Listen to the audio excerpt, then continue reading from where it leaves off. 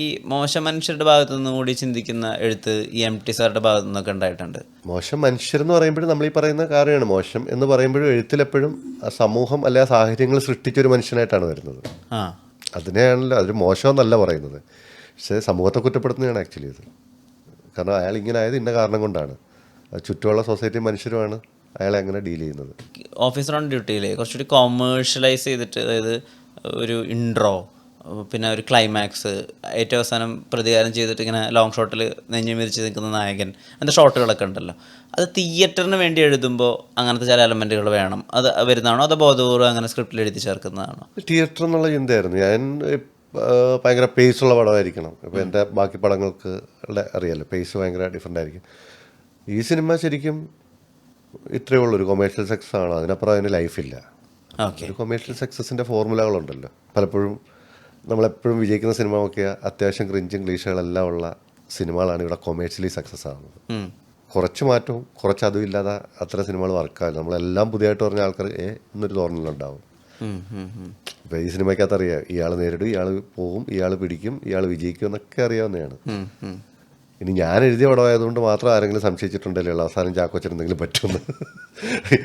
നായാട്ടിൽ അവർ ഒന്ന് നുണ പറഞ്ഞിരുന്നെങ്കിൽ, ഒന്ന് അപ്പുറത്തെ സൈഡിലേക്ക് നിന്നിരുന്നെങ്കിൽ എല്ലാ കുറ്റവും ജോജിൻ്റെ അടുത്തിട്ടിട്ട് അവർക്ക് രക്ഷപ്പെടാമായിരുന്നു. ചിലപ്പോൾ അവരുടെ ഉള്ളിൽ കണ്ണാടി നോക്കുമ്പോൾ ഒരു ബുദ്ധിമുട്ടിനപ്പുറത്തേക്ക് ഈ പ്രശ്നം നേരിടുന്നില്ലാത്ത രീതിയിൽ ഒരു കൈൻഡ് ഓഫ് ഹാപ്പി എൻഡിങ് അവിടെ പോസിബിൾ ആയിരുന്നു. എന്നുവെച്ചാൽ നമ്മൾ ചിന്തിക്കുമ്പോൾ നമ്മൾ ആലോചിക്കാൻ എന്തിനാ ഇപ്പോൾ അവരതങ്ങനെ ചെയ്തതെന്ന്. അതിനെ ബ്രേക്ക് ചെയ്യാൻ വേണ്ടിയിട്ട് ഒരു എഴുത്തുകാരെന്നുള്ള രീതിയിൽ ഒരു പുഷ് എടുക്കണമല്ലോ. ഇത് കൺവെൻഷനൽ അല്ല കേട്ടോ.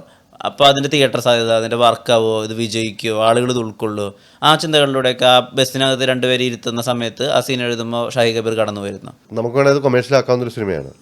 ജോജിൻ്റെ മരണത്തിന് ശേഷം ഒരു 10 minute extended thrill, commercial thrill, ടേൺസും ട്വിസ്റ്റും ആക്ഷനും ഒക്കെ വെച്ചിട്ട് പോകാവുന്നൊരു കഥയായിരുന്നു. പക്ഷേ ആ സിനിമ അങ്ങനെയാണ് തീർക്കേണ്ടതെന്ന് ഡയറക്ടർ കൂടെ നമുക്കിങ്ങനെ തീർത്താൽ മതി, നമുക്കിങ്ങനെ തീർക്കാം എന്ന് പറയാനുണ്ട്. കാരണം ഞാൻ ഈ സിനിമയിൽ എഴുതിയെങ്കിൽ, ഞാനാണ് ഡയറക്റ്റ് ചെയ്തതെങ്കിൽ എന്താണോ ചെയ്യുമെന്നൊരു ചോദ്യം വന്നു.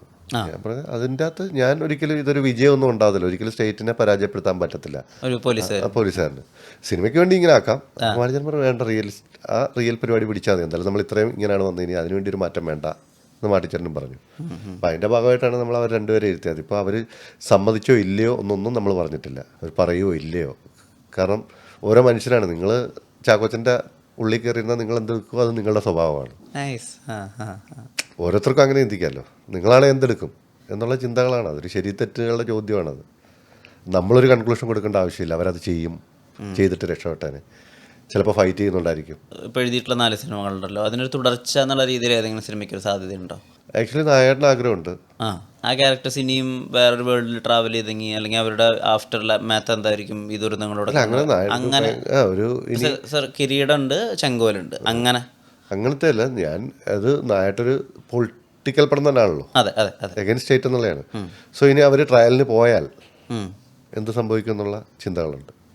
കോടതിയിൽ ചെന്നാൽ അവരെങ്ങനെ എന്താവും, കോടതിയിൽ ട്രയലുകൾ എങ്ങനെ ആയിരിക്കും എന്നൊരു കൗതുകമുണ്ട്.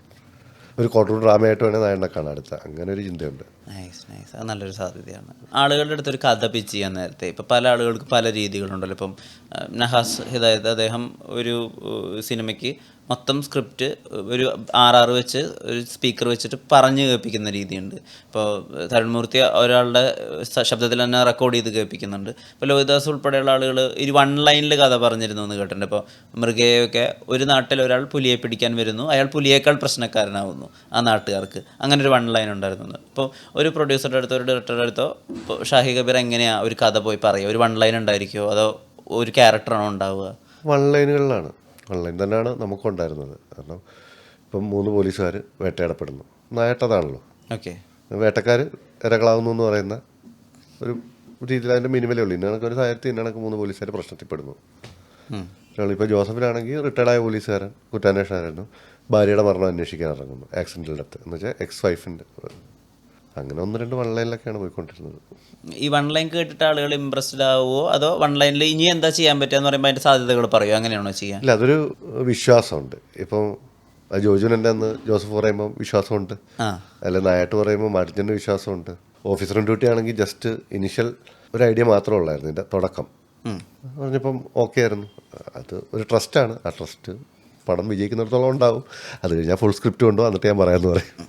ഇപ്പോൾ നമ്മുടെ ഈ എഴുത്തിലൊക്കെ മോഡേണിസം പോസ്റ്റ് മോഡേണിസം അങ്ങനത്തെ രണ്ട് വേർതിരിവുകളൊക്കെ ഉണ്ടായിരുന്നല്ലോ. ഇപ്പം മുകുന്ദൻ്റെ കഥകളിലെ ക്യാരക്ടേഴ്സ് നായകന്മാർ ചവക്ക് വലിച്ചു നടക്കുന്ന നായകന്മാരായിരിക്കും. ഇപ്പം അവിടെ നിന്ന് അങ്ങോട്ടേക്ക് പിന്നീട് ഇതൊക്കെ പൊളിറ്റിക്കലി കറക്റ്റാണോ, അതായത് അമ്മയെ തള്ളാന്ന് വിളിക്കാൻ പറ്റുമോ, അങ്ങനെ വിളിക്കുന്നത് ശരിയാണോ എന്നുള്ള രീതിയിൽ കുറച്ചങ്ങോട്ട് മാറി എഴുത്തുകൾ മാറി സുഭാഷ് ചന്ദ്രൻ കാലഘട്ടത്തൊക്കെ. അപ്പം അതുപോലൊരു കൈൻഡ് ഓഫ് മാറ്റം ഇപ്പോൾ പണ്ട് പോലീസുകാരൻ ഒരിക്കലും ഒരു ഗർഭിണിയാണെന്ന് പറയുന്നൊരു പെൺകുട്ടിയുടെ അല്ലെങ്കിൽ ഒരു സ്ത്രീയുടെ വയറ്റത്തേക്ക് ചവിട്ടുന്ന ഒരു നായകനെ നമുക്ക് ചിന്തിക്കാൻ പറ്റില്ല, പ്രത്യേകിച്ച് പോലീസ്. അങ്ങനെ ഒരു സീൻ അവിടെ പ്ലേസ് ചെയ്യുമ്പോൾ ഇത് ഓഡിറ്റ് ചെയ്യപ്പെടുമോ, ഇത് ശരിയാവുമോ എന്ന് വെച്ചാൽ അതിൻ്റെ സത്യാവസ്ഥ നമ്മൾ പിന്നെയാണല്ലോ മനസ്സിലാക്കുന്നത്, അവർ പറയുന്നത് ശരിയല്ലാന്ന്. അങ്ങനെ എഴുതുമ്പോൾ അത് ശരിയാവുമോ, ഇത് ഓഡിറ്റ് ചെയ്യപ്പെടുമോ, അങ്ങനത്തെ ചിന്തകളുണ്ടായിരുന്നു? അതോ അങ്ങനെ ഒരു ഷോക്ക് വാല്യൂ വേണം, അത് തന്നെയായിരുന്നു? ഒന്ന് അങ്ങനൊരു സീനിൻ്റെ പ്രധാന കാരണങ്ങളൊന്ന് നമ്മൾ പറഞ്ഞിട്ടുണ്ട്. ചാക്കോച്ചൻ ഭയങ്കര സോഫ്റ്റായ മനുഷ്യനാണ്. ചാക്കോച്ചൻ എല്ലാവർക്കും ഭയങ്കര ഇഷ്ടമാണ്. ചാക്കോച്ചൻ അങ്ങനൊരു ഓപ്പണിങ് ചാക്കോച്ചന് കൊടുത്തില്ല. എത്ര റഫായിട്ട് അത് പെട്ടെന്ന് ഇയാൾ ഇതാണ് ഞെട്ടിക്കുക. പിന്നെ നമുക്കത് കാരണങ്ങൾ പറയുമ്പോൾ എസ്റ്റാബ്ലിഷ്ഡ് ആണ്. ചാക്കോച്ചനോട് ഞാൻ പറഞ്ഞിട്ടുണ്ടായിരുന്നില്ല, അപ്പോൾ ചാക്കോച്ചൻ ഇത്രയും റഫായിട്ട് അഭിനയിക്കുമായിരുന്നു, ചിലപ്പോൾ ഞാൻ ആ സീൻ ഫസ്റ്റ് ഷോ അത് എഴുതില്ലായിരുന്നു. പുള്ളി എന്നിട്ട് പെർഫോം ചെയ്തപ്പോൾ നമുക്ക് തോന്നുന്നുണ്ടായിരുന്നു അത് വേണ്ടായിരുന്നു. മീൻസ് അല്ലെങ്കിൽ ഒരു ഞെട്ടീര് വേണം നമുക്ക്, റഫാക്കാൻ വേണ്ടിയുള്ളൊരു ഞെട്ടീരായിരുന്നു അത്.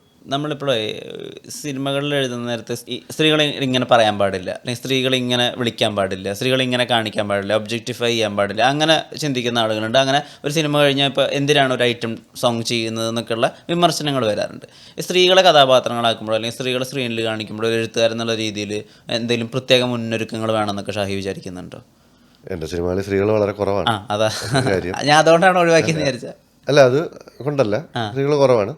രണ്ട്, ഇതിപ്പം പൊളിറ്റിക്കൽ കറക്റ്റ്സ് എന്ന് പറയുന്നത് തന്നെ ഇപ്പൊ കുറഞ്ഞു എന്നാണ് എനിക്ക് തോന്നുന്നത്. വളരെ കുറഞ്ഞു. കാരണം ഒരു സമയത്ത് ഇത് ഭീകരമായി എല്ലാവരും നല്ലവർ, എനിക്ക് അങ്ങനൊന്നും ഇല്ല. ഇപ്പം ചില തമാശകൾ അത് ഭയങ്കര ബോഡി ഷെയ്മിങ്. എനിക്കറിയില്ല കേട്ടോ അതൊന്നും. ഇപ്പം ഞാൻ അങ്ങനെ പറഞ്ഞു കഴിഞ്ഞാൽ എൻ്റെ സുഹൃത്തുക്കളുമായിട്ട് അങ്ങനെയാണ്. എൻ്റെ സുഹൃത്തുക്കൾ എന്നെ കളിയാക്കിയിട്ടുണ്ട്. ഓരോ സമയത്തും ഓരോ ഏജിലും ഓരോ രീതിയിലായിരിക്കും മനുഷ്യരാണ്. ഒരു സ്വാതന്ത്ര്യം അല്ലാതെ നമ്മളങ്ങനെ ചെയ്യാൻ പാടില്ല. അങ്ങനെയൊക്കെയാണെങ്കിൽ നമ്മളിങ്ങനെ സിനിമ ചെയ്യും. സിനിമയ്ക്ക് എപ്പോഴും ഒരു ഷെയ്ഡുണ്ടല്ലോ, നല്ലതും ചീത്തതും ഷെയ്ഡുണ്ടല്ലോ. ആ ഷെയ്ഡ് പറയാതെ നമുക്കെല്ലാം വൈറ്റ് വാഷ് ചെയ്തിട്ട് ഒരു സിനിമയൊന്നും ഉണ്ടാക്കാൻ പറ്റുമെന്ന് എനിക്ക് തോന്നുന്നില്ല.